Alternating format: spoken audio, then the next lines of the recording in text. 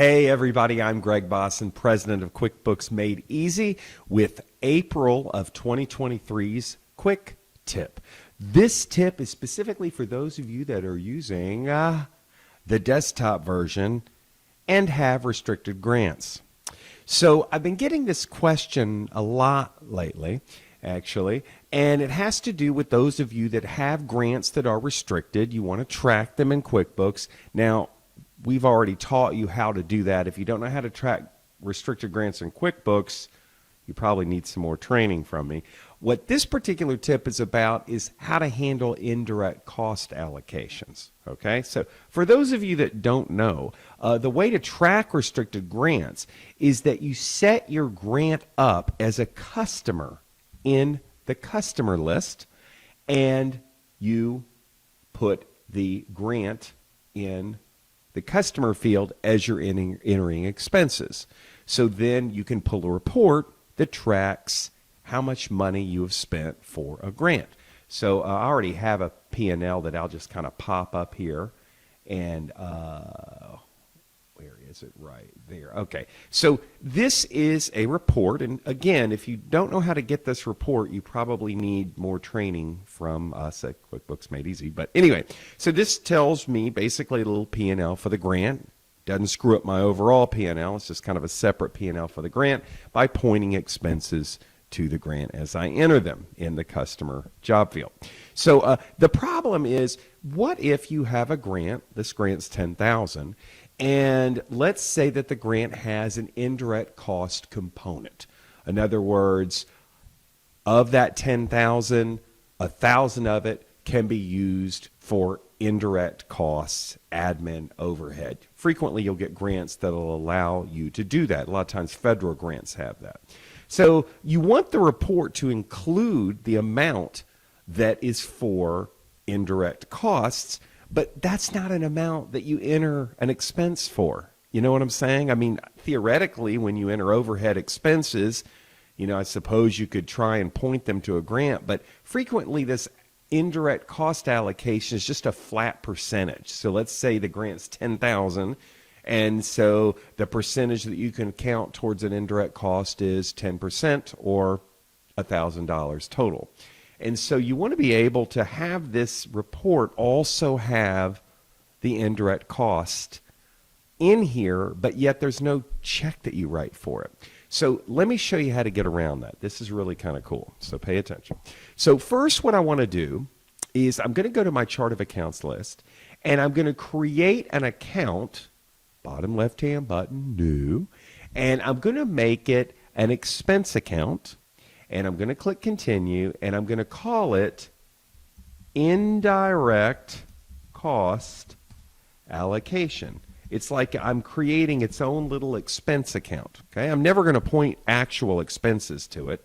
I'm just putting it in here so that I can get something on this report. Now, I've already actually created this account, and it's all the way down at the bottom. I made it be all the way down at the bottom, the last expense account in my chart of accounts list. Okay, so then what I'm going to do is each month I'll take a look and I'll see, okay, here's my little P&L for the grant. Again, if you don't know how to create this report, you need more training. But anyway, and I've spent $7,130. Here, let me zoom in a little bit to make it easier for you to read. So I've spent $7,130 so far of my $10,000 grant. Well, if the indirect cost allocation that the grant says indicates that I can ask for, maybe it's a reimbursement-based grant, 10% more, of whatever I've spent as an indirect cost allocation. So 10% of $7,130, that's $713. So I would like to anyway, put an additional $713 in here. Okay. So what I'm going to do is I'm going to do a journal entry. Okay. So I'm going to go to company and I'm going to click make general journal entry. Where is it? Why can I not see it? Oh, because I'm not in company. I'm at customers. There it is. Make general journal entry. And at the end of the month, June 30, 2025, and I'm going to both debit and credit the indirect cost allocation account. So understand, there's not really a real expense. I'm just wanting it on the report. So I'm going to debit and credit the same account. So it's not going to really change my overall books. But what I'm going to do is the debit, I'm going to make 10%. What is it? 7,130. I'm going to make the debit 713.00, right? $713. And this is going to be 10% of my expenses, okay? And under the name, I'm going to put the name, the grant. Again, I tag things as being related to the grant by putting them in the customer name field, okay? If I'm using the class feature, which I should, then I'll put something there as well. And then the credit, same dollar amount, not going to point it to a grant, okay? So what is that going to do? Well, what it's going to do, it's not going to affect my books overall. Indirect cost allocation is debited and credited, so it ends up being a net zero.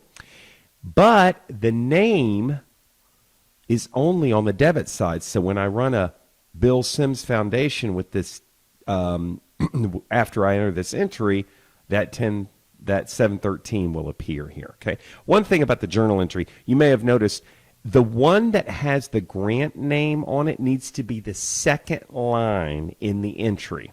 Okay.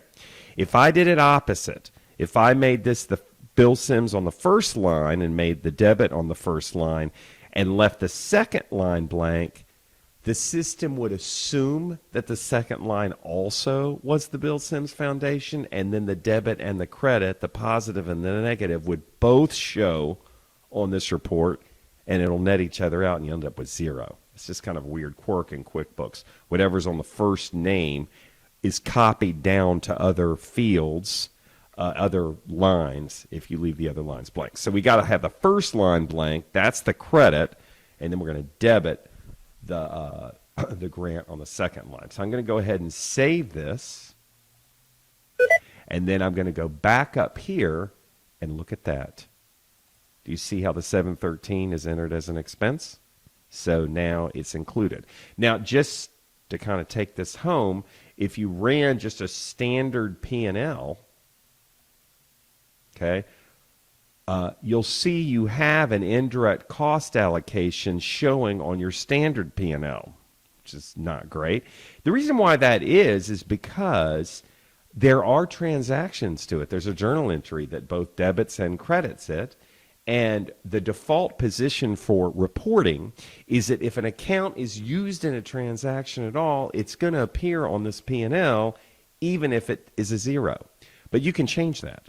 So basically what you do is if you go to Customize Report and you click on Advanced and you say just show me all the non-zeros, this is a nice trick anyway, then I click OK, I click OK again, so now non-zeros don't appear, so you don't see it all at all for the report for the board, whoever, but it's still showing on your P&L for the grant. Okay, so that's basically it. I hope you certainly appreciated that. If you want to learn more about tracking restricted grants, and you like the way I teach, I have a webinar coming up for those of you using QuickBooks Desktop. It's on April the 25th, and it's $179, and it is happening at 2 p.m. I think we're giving you a discount, by the way, off that price because you watched this video.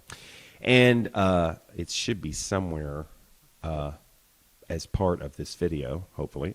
But anyway, so this is everything we're going to be covering. It's everything you ever wanted to know about restricted grants and more.